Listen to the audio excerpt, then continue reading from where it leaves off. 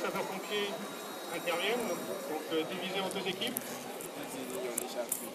Ouais, ni on ni j'appuie. Hein. Une équipe d'ambulanciers qui vont directement aborder la victime. Et une deuxième équipe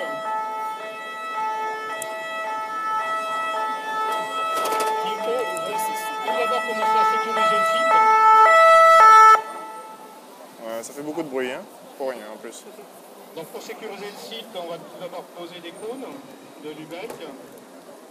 Mais c'est pas on va motivé. poser un triangle de sécurité. Et puis nos véhicules sont également équipés de balisage, de flèches. Presque un avion. C'est le véhicule que vous avez derrière vous. Page de pub. Conjointement à l'action des sapeurs-pompiers, nous allons avoir le SAMU qui va C'est pouvoir médicaliser cette personne. ça, mais là, bien Et gros. puis la gendarmerie qui, eux, vont poursuivre le balisage que nous allons mettre en place. Et puis, Ça va, c'est pas fait rien.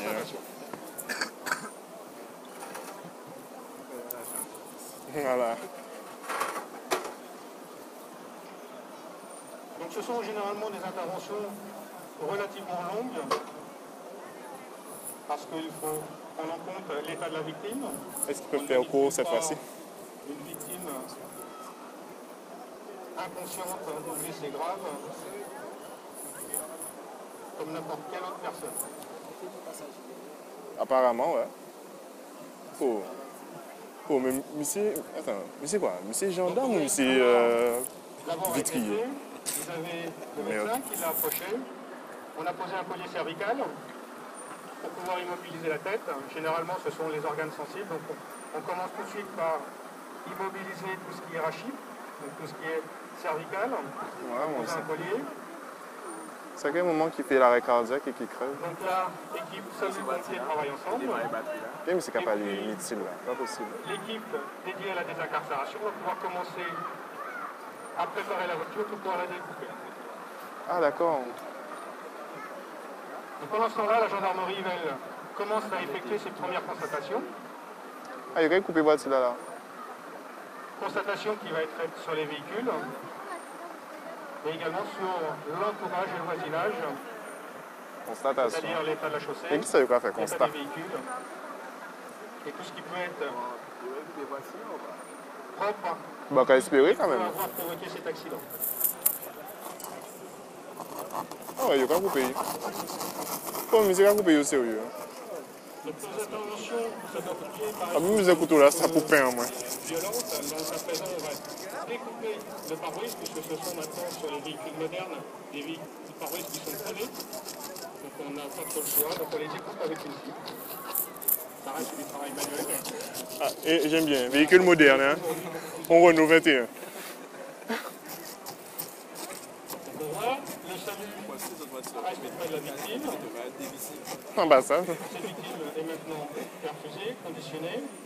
On a mis une toile pour pouvoir la protéger contre les éventuels éclats de verre. La gendarmerie prend ses mesures, c'est-à-dire les distances de freinage, les traces de freinage, l'emplacement des véhicules sur la chaussée par rapport à des points reconnaissables.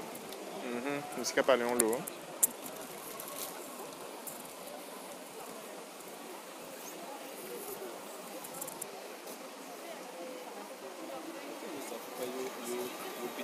Voilà, donc maintenant le pare-brise est quasiment retiré. On va le basculer sur le pare-choc.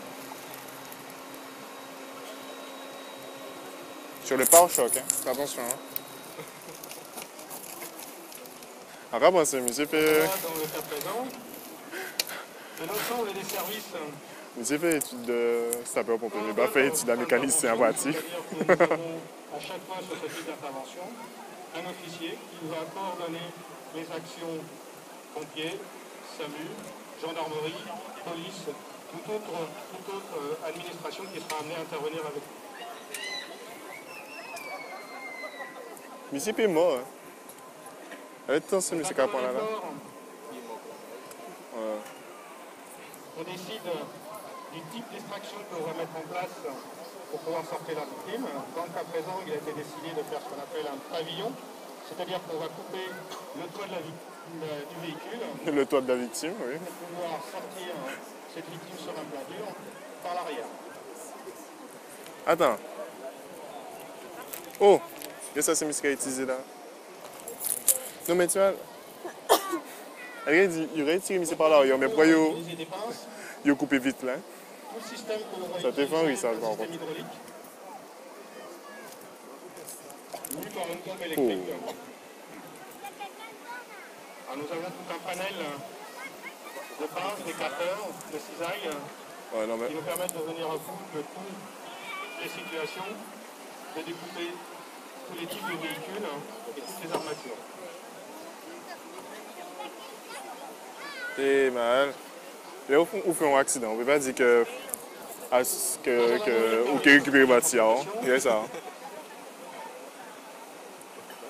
Elle va Impossible. sécuriser le site, soit en fermant la chaussée si on estime que la circulation devient dangereuse pour les intervenants, soit réguler la circulation.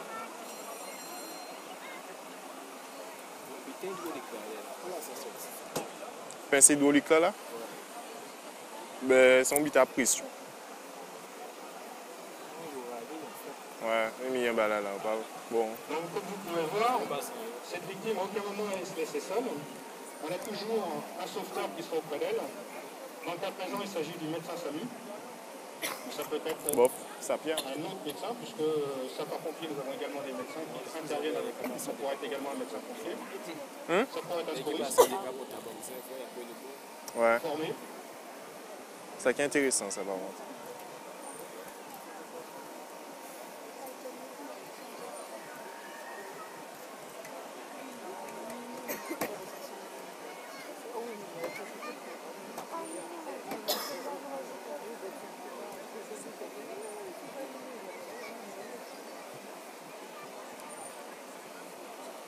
Où t'es dit coffre là pas arrêté? Ça doit être à cause du choc.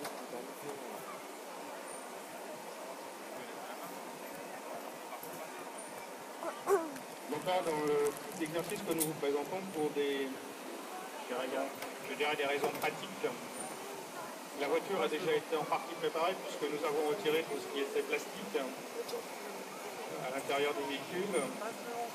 Sinon, nous sommes obligés pour avoir une efficacité optimale des pinces de retirer, de dégarnir tout ce qui peut nous gêner. Donc c'est pour ça, c'est ce que je vous disais au début de cette manœuvre. Nos interventions... Je pense qu'il y a des vitriers chez eux là. D'un quart d'heure à une demi-heure, à 3 Ouais, quarts faut d'heure. regarder ça. À partir du moment où la victime est sous... Bon, on va couper vidéo là, on fait photo là, ça qui est décapotable. Sauf cas exceptionnel et cas urgent.